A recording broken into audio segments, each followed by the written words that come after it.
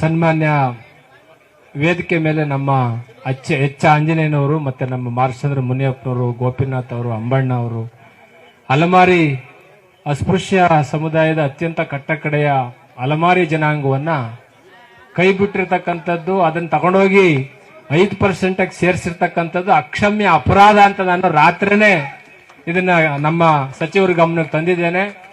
ಮಾನ್ಯ ಮುಖ್ಯಮಂತ್ರಿಗಳ ಗಮನದಲ್ಲಿ ಇದೆ. ಇದು ನಿನ್ನೆನೆ ಅವ್ರ ಗಮನಕ್ಕೆ ತಂದಿದ್ದೇವೆ. ಮಾದೇವಪ್ಪನವರು ಮತ್ತೆ ಮುಖ್ಯಮಂತ್ರಿಯವ್ರ ಗಮನಕ್ಕೆ ತಂದಿದ್ದೇವೆ.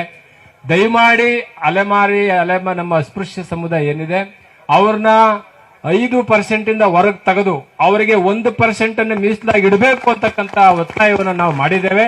ಅದು ಗೆಜೆಟ್ ಆಗೋಕ್ ಮೊದಲೇ.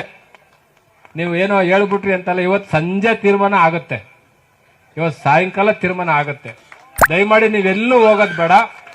ಇನ್ನು 2 ದಿನದಲ್ಲಿ ನಿಮ್ಮ ಏನು 1% ಸಪರೇಟ್ ಮಾಡ್ತಕ್ಕಂಥ ಏನು ವಿಷಯ ಇದೆ ಅದನ್ನ ನಿಮ್ಗೆ ಸಪರೇಟ್ ಖಂಡಿತ ಆಗುತ್ತೆ. ಅದಕ್ಕೆ ನಾವು ನಿಮ್ ಜೊತೆ ಹೋರಾಟ ಮಾಡ್ತಾ ಇದ್ದೇವೆ, ಸರ್ಕಾರದ ಜೊತೆಲಿ ಇರ್ತೇವೆ, ನಿಮ್ ಜೊತೆಲಿ ಇರ್ತೇವೆ ನಾವು. ಯಾಕೆಂದ್ರೆ ಭಾರತದ ಪ್ರಜೆಗಳಾದ ನಾವು ಅಂತ ಓದ್ಬಿಟ್ರೆ ಸಾಲದು, ಎ ಗ್ರೂಪ್ ಅಲ್ಲೇ ಸೇರಿಸ್ಬಿಡ್ತೀವಿ. ಹಂಗಾಗಿ ನಾವೆಲ್ಲರೂ ಸಹ, ನೀವೆಲ್ಲರೂ ಮಾರ್ಚಂದ್ರ ಮುನಿಯಪ್ಪ ಅವ್ರು ಹೇಳ್ದ ಹಾಗೆ ನಾವೆಲ್ಲರೂ ಗೌರವಯುತ ಘನತೆಯುತ ಬದುಕನ್ನು ಕಟ್ಕೋಬೇಕು ಅನ್ನೋದು ಅಂಬೇಡ್ಕರ್ ಆಸೆ.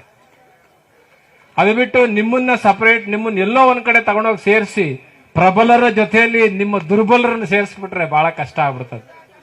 ಹಾಗಾಗಿ ಅದನ್ನ ತೆಗೆದು ಸಪರೇಟೇ ಮಾಡಬೇಕು ಅಂತಕ್ಕಂಥ ಒತ್ತಾಯವನ್ನು ಸರ್ಕಾರಕ್ಕೆ ಇವತ್ತು ನಿನ್ನೆನೂ ಹೇಳಿದ್ದೇವೆ. ಕ್ಯಾಬಿನೆಟ್ ಮುಗಿಯೋದ್ರೊಳಗೆ ಇದು ಡಿಸೈಡ್ ಆಗಬೇಕು. ನೀವು ಪ್ರಖರವಾದಂತ ಹೋರಾಟ ಮಾಡ್ಬೇಕು. ನೀವೆಲ್ಲ ಇಲ್ಲೇ ಇರ್ಬೇಕು, ನಿಮ್ ಜೊತೆಗೆ ನಾವು ಇರ್ತೇವೆ. ದಯಮಾಡಿ ನಿಮ್ಮ ಎಲ್ಲ ಹಕ್ಕು ನಿಮ್ಮನ್ನ ಕೇಳ್ತಾ ಇರ್ತಕ್ಕಂಥದ್ದು ಏನಿದೆ ಅದು ಸಮಂಜಸವಾಗಿದೆ. ನಾನು ಸಹ ನಿಮ್ಮ ಯಾವ ಊರಿಗೆ ಬಂದಿದ್ ನಾವು ಕುದುರೆ ಮೂವತ್ತಿಗೆ ಬಂದಿದ್ವಿ, ಕೊಪ್ಪಳ ಜಿಲ್ಲೆಗೆ ಬಂದಿದ್ವಿ, ಬಳ್ಳಾರಿಗೆ ಬಂದಿದ್ದೀನಿ. ನಿಮ್ಮ ಎಲ್ಲೆಲ್ಲ ಕರೆದಿದ್ರಿ ಅಲ್ಲೆಲ್ಲ ಹೋಗಿದ್ದೇನೆ.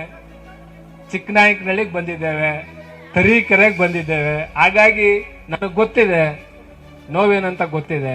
ಹಾಗಾಗಿ ಇವತ್ತೂ ಸಂಜೆ ಸನ್ಮಾನ್ಯ ಮುಖ್ಯಮಂತ್ರಿಗಳನ್ನ ಮತ್ತು ಸಚಿವ ಸಂಪುಟ ಏನು ನಡೆದಿದೆಯಲ್ಲ ಅವ್ರನ್ನ ಭಿನ್ನ ಮಾಡಿ ನಿಮಗೆ ಸಪರೇಟ್ ನಿಮ್ಮನ್ನ ಎ ಗ್ರೂಪ್ ನಲ್ಲಿ ಸೇರಿಸಿ 1% ಮೀಸಲಾತಿಯನ್ನು ಕೊಡ್ಲಿಕ್ಕೆ ನಾವೆಲ್ಲರೂ ಸಹ ನಿಮಗೆ ಒತ್ತಾಯ ಮಾಡ್ತೇವೆ ಅಂತಕ್ಕಂಥ ಮಾತುಗಳು ಹೇಳ್ತೇನೆ. ಜೈ ಭೀಮ್.